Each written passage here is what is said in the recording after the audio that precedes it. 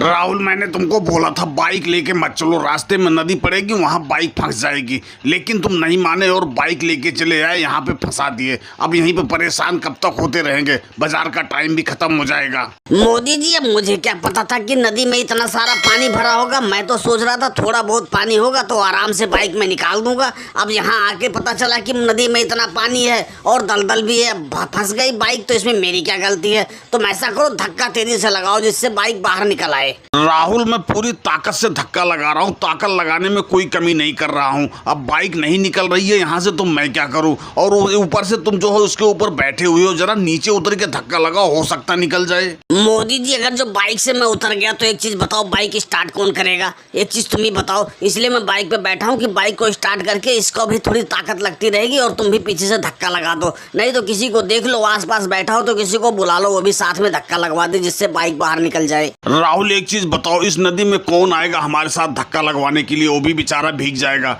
रुको, देखता हूँ लालू जी वो सामने बैठे हैं, उनको बुलाता हूँ, देखता हूँ आते हैं कि नहीं आते।